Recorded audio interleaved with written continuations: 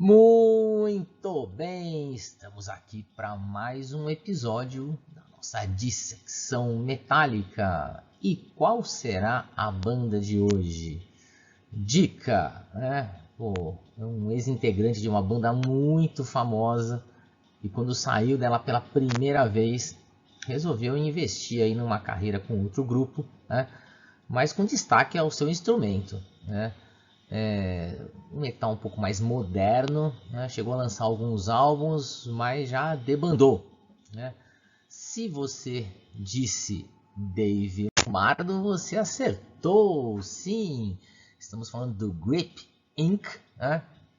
A banda, o grupo para onde o Dave Lombardo foi, assim que ele saiu pela primeira vez aí do Slayer, né? Esse é o primeiro álbum deles, o Power of Inner Strength, né? Mostrando aí na capa um tecido embrionário crescendo com o G de logo aí da banda, né? Uma capa bem interessante.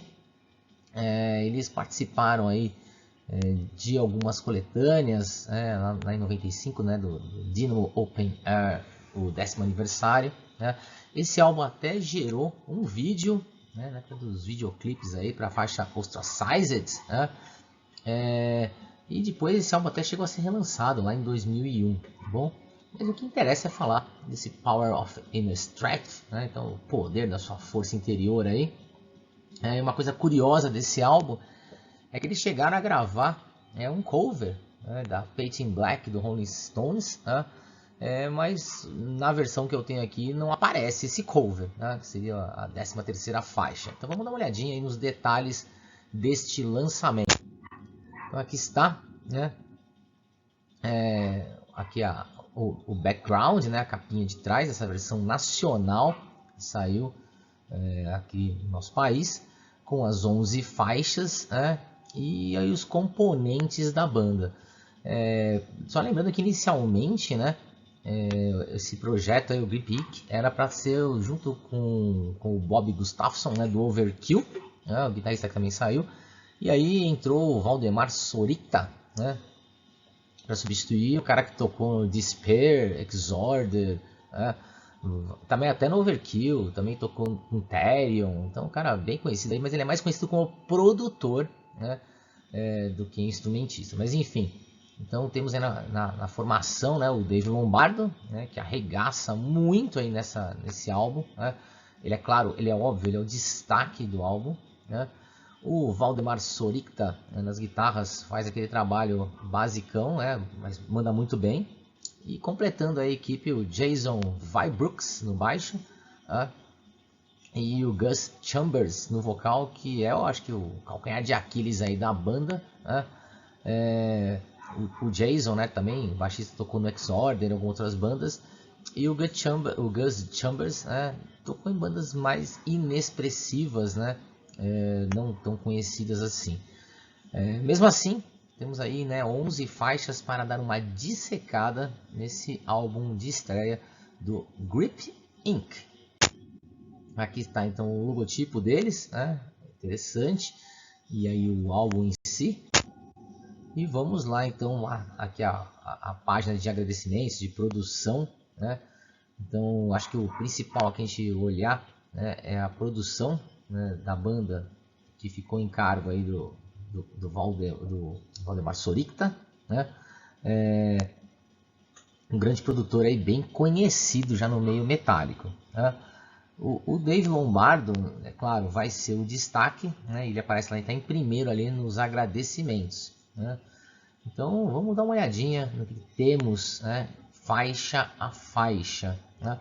Lembrando que a própria banda ajudou aí na coprodução do álbum. Aqui está o grupo, né, o quarteto, né, com Dave Lombardo ali em segundo lugar, o Valdemar Sorita ali em terceiro e os mais desconhecidos, né, nas pontas. Bom, de cara temos aí uma percussão tribal abrindo o disco, né, uns toques meio modernosos, industriais, lembrando que nós estamos naquele ano, né, 94, que as coisas alternativas estão surgindo. Então Toque de Muerto, né, é uma faixa interessante, onde é claro o Dave Lombardo manda ver na percussão, você já entende que a banda é dele, né? Em seguida temos Savage Sis, uma faixa com toques industriais, bem moderna, né? E acho que seria a faixa que daria nome ao grupo, porque no refrão eles falam, né, do grip, né? Grip you, né? Catando você aí, pegando você. E lembra muito assim o que o Pantera, né, fazia aí nos seus momentos mais modernosos, né?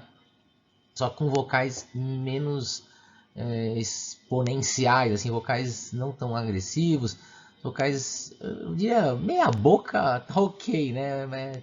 É até sacanagem falar isso, mas os vocais que, meu, não empolgam muito, são agressivos, né? Ok, mas eles acabam não empolgando muito, né? Aí temos a terceira faixa, Hostage to Heaven, aí sim, né?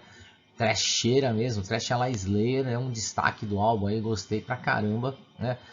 Ainda embora os vocais não estejam na pegada que deveriam estar, né? O instrumental ok, emulando Slayer, mas ó, Dave Lombardo fez parte da banda, então não tem problema nenhum de emular o que ele criou, né? Achei a letra bem legal, uma letra bem reflexiva, então eu diria que o primeiro destaque aí desse disco é a faixa Hostage to Heaven, né? Se você gosta daquele trashão tipo Slayer, vai direto para ela, né? A próxima faixa, a quarta faixa, Monster Among Us, uma letra bem pesada sobre pedofilia, né? Com uma pegada novamente moderna, tem uns riffs assim bem hipnóticos, né? E é claro que você fica prestando atenção o tempo inteiro na bateria do Dave Lombardo, ela está em destaque também na gravação.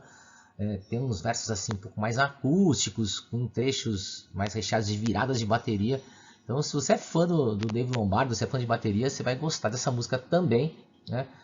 Mas eu sinto que é isso, fizeram a música feita para ele brilhar, né? Não como um grupo em si, né? Mas a gravação, a mixagem, tudo feito, ó, aqui tá o Dave Lombardo, né? Então às vezes fica meio evidente, né, que era uma coisa voltada para ele, né? Não tanto como um grupo, né?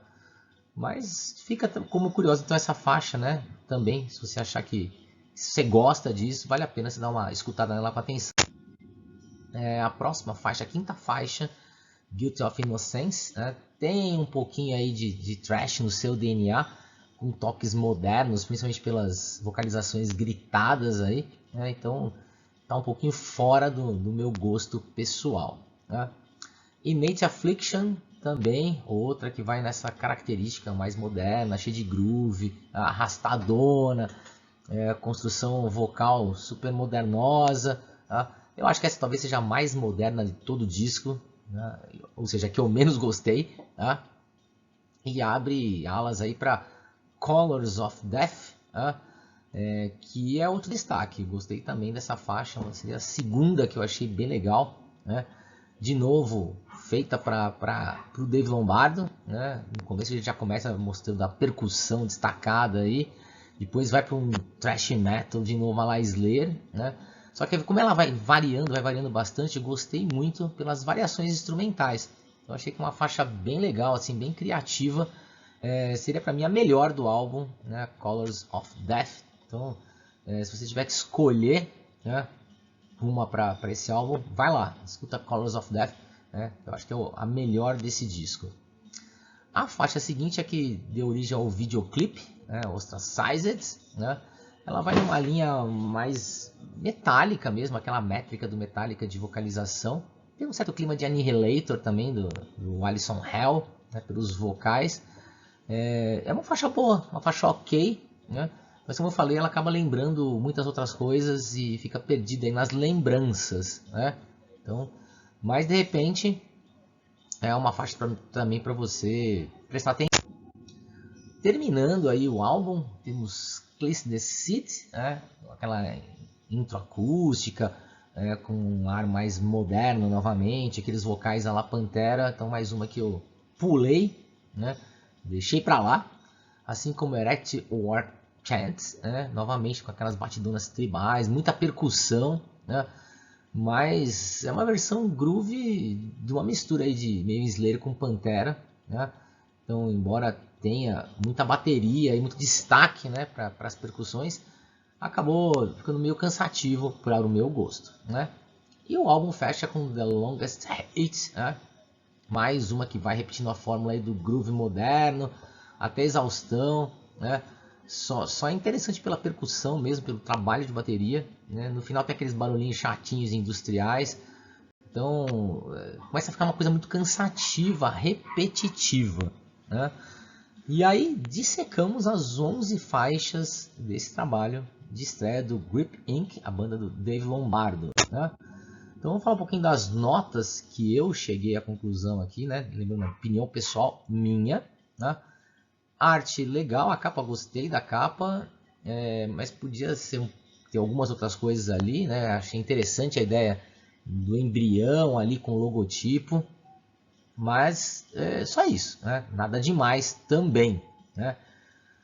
Os músicos, eu ia dar nota 9, 10 assim, pro Dave Lombardo, porque ele destrói nesse disco, né? Ele dá um show, mas os outros ficam um pouco abaixo, né? Então a gente tem ótimos trabalhos de guitarra, mas os vocais não me agradaram, né? O baixo tá lá, ok, apenas ok. Então, pô, eu acabei colocando a média ali, um 8, né? Mas se fosse só pelo Dave Lombardo seria 10, né? O cara arrasou, o cara destruiu mesmo. A produção boa, né? Como eu falei, o Valdemar Sorita é um cara feito para isso, o cara sabe, né, produzir. Produziu para esse mercado de metal mais moderno, entendo isso, então nota para eles nesse sentido é alta, né? Mas infelizmente as composições, a meu ver, deixam a desejar, né? 2 faixas realmente que eu gostei mais, mas sim, emulando, né, na linha Slayer, né? Nada muito original, Colors of Death talvez, tá? Então o resto tudo mesmo ritmo, mesma coisa, mudando só as letras, né?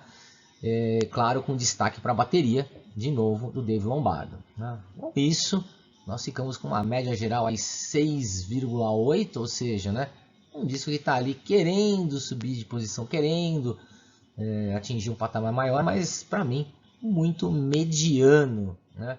Agora, se você é fã do Dave Lombardo, para você o disco vai subir muito de pontuação.